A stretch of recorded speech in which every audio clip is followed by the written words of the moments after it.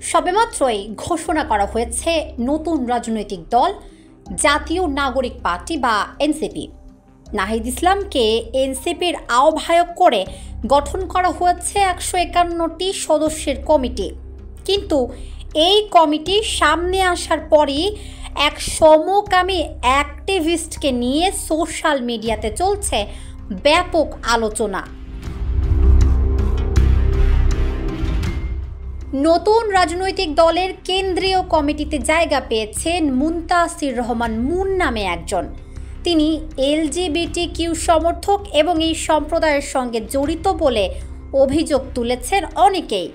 তাই মুনতাসির মুন যে এলজিবিটিকিউ সম্প্রদায় যেমন গে, লেসবিয়ান বা সমকামীদের এজেন্ডা বাস্তবায়নে রাজনৈতিকভাবে কাজ করবেন এমন সন্দেহ পোষণ করছেন অনেকেই।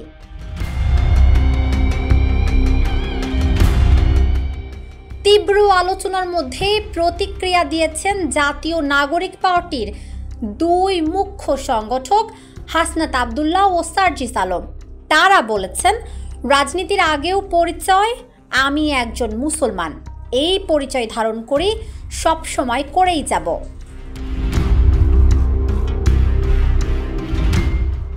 স্বাভাবিকভাবেই প্রশ্ন উঠছে, নাগরিক পার্টির কেন্দ্রীয় কমিটিতে পদ পাওয়া এলজিবিটিকিউ অ্যাক্টিভিস্ট এই মুনতাসির মুন আসলে কে? কোন ভূমিকার জন্য তিনি পেয়েছেন দলীয় পদ? মুনতাসিরের সমকামিতা সমর্থনের বিষয় সামনে আসার পরই বিস্ময় প্রকাশ করেছেন জাতীয় নাগরিক পার্টির যুগ্ম সদস্য সচিব রিফাত রশিদ। বৈষম্য বিরোধী ছাত্র আন্দোলনের সাবেক এই সমন্বয়ক মুনতাসিরের সঙ্গে নিজের অভিজ্ঞতার কথা তুলে ধরে ফেসবুকে পোস্ট দিয়েছেন। সেখানে তিনি লিখেছেন, একজন মুসলিম হিসেবে এলজিবিটিকিউ বা গে কমিউনিটিকে নৈতিক জায়গা থেকে আমি সমর্থন করি না। মুনতাসির রহমান জুলাই অভ্যুত্থানকালে আমাদের যোগাযোগ মেইনটেইন করার জন্য অনেক বেশি সাহায্য করেছিলেন। কুয়েত মৈত্রী হাসপাতালে আমরা আটকা পড়ার পর সেখান থেকে আমাদের উদ্ধার করতে মুনতাসির রহমান আমাদের হেল্প করেন এবং এর পরবর্তীতেও জুলাইয়ের আন্দোলন চলাকালে উনি আমাদের সাথে কানেক্টেড ছিলেন। সেই সূত্রে তাকে আমরা হিউম্যান রাইটস অ্যাক্টিভিস্ট হিসেবেই জানতাম। কিন্তু সোশ্যাল মিডিয়ায় তার বেশ কিছু ছবি ছড়িয়ে পড়ায় মুনতাসিরের এলজিবিটিকিউ এর সাথে জড়িত বিষয়টা জানতে পেরেছেন বলে লিখেছেন রিফাত রশিদ। তিনি বলেছেন, ব্যাপারটা বেশ বিব্রত করেছে আমাকে। আমি আবারও আমার এথিক্যাল পজিশন স্পষ্ট করছি যে আমি কোনো প্রকার সমকামিতাকে সমর্থন করি না।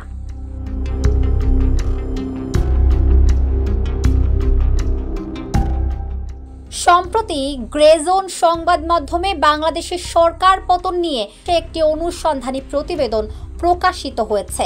ওই প্রতিবেদনে দেখানো হয়েছে বাংলাদেশের সরকার পরিবর্তনের জন্য কিভাবে বিরোধীদের সংগঠিত করেছিল ইউএসএআইডির সিস্টার কনসার্ন IRI, সমকামী ও ট্রান্সজেন্ডার গ্রুপ, দুটি জাতিগত সংখ্যালঘু গ্রুপ এবং তরুণ ছাত্র গ্রুপ যারা র্যাপ মিউজিক শুনতে পছন্দ করে তাদেরকে IRI সংগঠিত করেছিল বলে ওই প্রতিবেদনে উঠে আসে।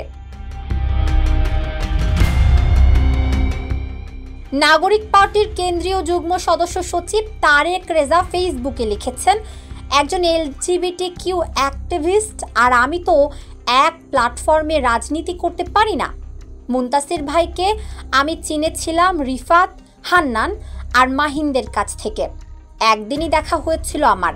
আমি ঘুণাক্ষরেও ওনার এলজিবিটিকিউ অ্যাক্টিভিজমের ব্যাপারে কিছু জানতাম না। এদিকে মুনতাসিরের পদ পাওয়া নিয়ে নানা আলোচনার মধ্যে ফেসবুকে প্রতিক্রিয়া দিয়েছেন নাগরিক পার্টির দুই মুখ্য সংগঠক হাসনাত আবদুল্লাহ ও সার্জিস আলম। অবশ্য তারা মুনতাসির মুনের নাম ধরেননি। তারা দুজনেই প্রায় একই লেখা পোস্ট করেছেন ফেসবুকে।